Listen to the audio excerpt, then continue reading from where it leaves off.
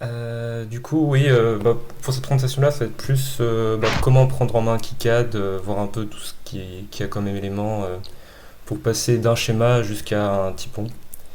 Du coup, c'est votre résultat à la fin du routage. C'est un calque qui vous permettra en gros, de faire passer ce que vous avez routé sur le logiciel sur une vraie carte, du coup, un PCB qui sera euh, constitué de résine d'époxy. C'est une matière genre, je sais pas, c'est de la fibre de verre, je crois, qui est recouvert de cuivre. Et le but, c'est d'aller enlever le cuivre là où ça ne nous intéresse pas et le laisser là où c'est important, donc les pistes du circuit. Et donc pour ça, je vais vous parler vite fait du processus. Du coup, quand on finit de router avec KiCad, on imprime un typon. En gros, c'est l'image de votre routage. Et du coup, dans une machine qui balance des UV là-dessus, ça va commencer à rogner la partie vernis qui est au-dessus du cuivre. Du coup, là, il y a l'époxy, le cuivre, le vernis. Ça va commencer à rogner un peu avec les UV, le vernis. Et on va enlever ça avec de la soude. Du coup, on aura une zone ici où le cuivre sera à nu. Et cette fois-ci, on va attaquer avec de l'acide. Et l'acide va attaquer uniquement le cuivre et pas le vernis. Donc à la fin, on se retrouve avec des endroits où il n'y a pas de connexion entre les deux parties de cuivre. Et à la fin, il y a un nettoyage à la soude pour enlever le vernis pour pouvoir souder à la fin. Donc là, c'est un typon. C'était ma carte de première année, du coup, il y a des trucs, par exemple, qui, qui sont pas à faire, genre ici. En gros, en général, on utilise des PCB double face, du coup, il y a du cuivre au-dessus et en dessous. Du coup, le typon, il y en a deux en fait. Il y en a un pour la partie haute et pour la partie basse.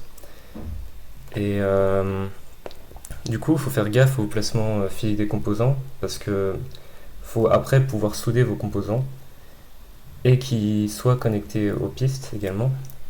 Donc, quand on est en dessous ici, tout se passe bien parce que le composant il est du côté supérieur du PCB et en dessous il y a juste les petites pattes qui dépassent. Du coup, pour souder, ça va nickel.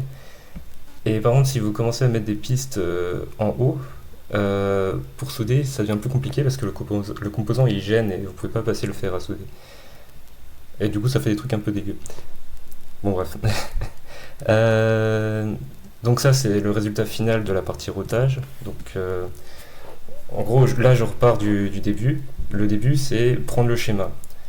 Et le schéma, il est pas juste continuer du circuit, il faut ajouter aussi les parties connecteurs, radiateurs aussi.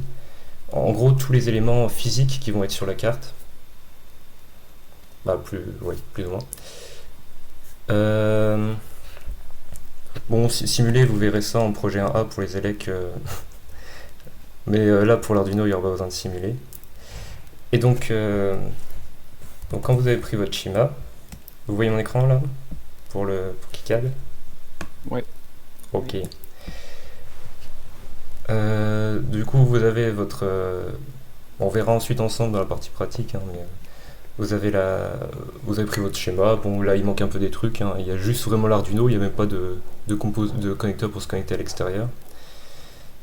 Donc, vous avez pris votre schéma. Il y a aussi les connecteurs pour. J'en ai mis un ou deux comme exemple.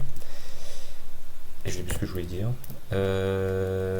Oui, donc là, en fait, vous avez votre partie théorique, c'est votre circuit, mais physiquement, ça correspond à rien pour l'instant. Et en gros, il va falloir associer à chaque symbole du circuit une empreinte qui correspond à la forme du composant et les trous et où il y a les trous sur les pattes. Du coup, sur KiCad, c'est la petite icône là. C'est pas du tout ça. Ah si, c'est ça, pardon. J'ai juste oublié une étape. Bon, quand il vous demande des trucs, vous faites OK et puis ça marche. Voilà, ça charge. Bon, du coup là, c'est déjà plus ou moins associé, mais en gros, mon condensateur C1, on lui a associé une empreinte telle quelle. Normalement, on peut voir les empreintes. Voilà, c'est ça. Ça correspond à ça, ça va correspondre à ça pendant l'étape de routage. Donc vous avez chaque broche et puis la place qu'il prend sur le circuit. Parce que bah, si vous entassez tous les composants au même endroit, physiquement, c'est pas possible, quoi. Euh, donc oui, normalement, faut tout associer un par un. Des fois, certains composants, ils ont une empreinte par défaut. Et certains non, genre celui-là. Mais... Du coup, là, faudrait remplir. Tac, tac. Voilà. Donc voilà, une fois que vous avez pris votre schéma, ensuite on passe sur le diapo, parce que voilà. Vous avez associé l'empreinte, ensuite il faut générer la netlist. La netlist c'est quoi? C'est un fichier qui va répertorier en gros les connexions entre les composants. Donc ça, c'est ça, generate netlist. Voilà, on enregistre le fichier. Tac, super. Et après, là c'était la partie donc le logiciel de prise de schéma. Et après là on passe en gros à la partie routage. Ah bah c'est déjà routé, merde. Hop, hop, voilà. Donc normalement vous arrivez sur un écran noir où vous voyez que dalle. Voilà. Donc là pour faire le lien entre les deux logiciels, il faut charger la netlist. Faut aller chercher, tac. Update PCB.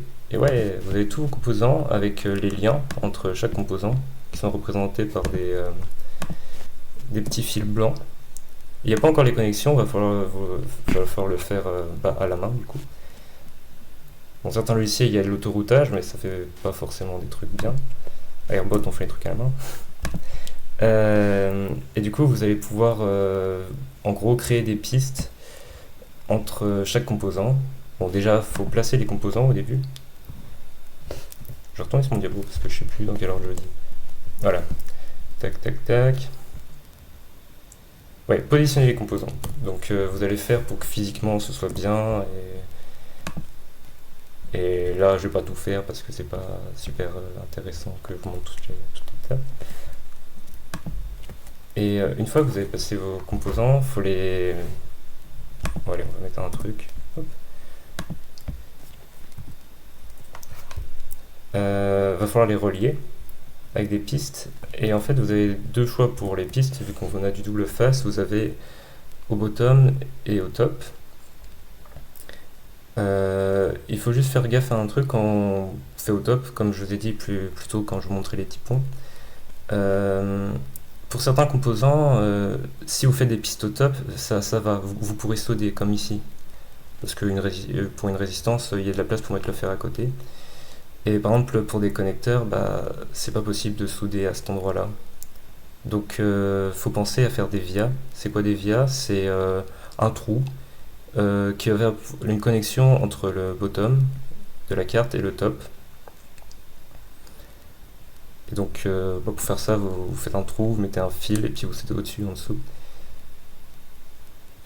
Voilà. Donc, sur KiCad, il y a le... Ici, ça permet de sélectionner soit bottom en vert ou top en rouge. Donc là, je sais pas, je vais faire une piste au bottom. C'est l'icône là. Après, ouais, et ça vous met en surbrillance là où vous devez les connecter. Donc. Alors là, je vais zoomer un peu. J'ai pas zoomé, là je zoome. Là, la piste elle est vachement fine, du coup, à l'impression, ça peut faire un peu nimp. Donc, il y a moyen d'augmenter la taille des pistes. Et par exemple, bah, faudra demander à Romain, mais 1 mm pour le calage, je pense que c'est pas mal. Ouais, c'est de la ligne, donc c'est pas mal. Voilà. Bon, donc l'idée c'est de relier tous les composants et c'est un peu un puzzle pour arriver à pouvoir faire passer les pistes sans que ça se croise. Mais bon, Après, pour comment bien router, il faudra aller à la formation routage je reviendrai à ça après. Il faudra aller à la formation en routage de Romain, parce qu'il vous expliquera comment les règles en gros pour ne pas faire nimp en gros, parce que dès que vous avez du courant ou des hautes fréquences ou des horloges à fréquence élevée sur votre carte, ça faut pas faire nimp et faut pas mettre des pistes trop longues, etc. Et il vous expliquera beaucoup mieux, je pense. Euh, voilà. Je suis pas du tout mon diapo, c'est super. Ouais, parce qu'il faut vraiment faire la différence entre créer un schéma électrique et le router. Ça n'a vraiment rien à voir. C'est que tous les schémas, bah, si vous avez à peu près suivi les datasheets et les règles de base de l'électronique, ça suffit. Mais après, de concevoir physiquement les pistes de la carte, c'est vraiment une toute autre affaire, hein. Et c'est pas parce que votre circuit est beau sur le papier qu'il sera forcé que votre carte ensuite sera réussie. Voilà. Ouais, ouais, c'est clair. Et du coup, oui, souvent, faut pas hésiter à vous faites un premier jet de votre routage et puis vous vous rendez compte que c'est pas terrible. Du coup, vous pouvez, c'est pas mal on peut sélectionner, enlever toutes les pistes. Euh, Attends, je vais vous montrer.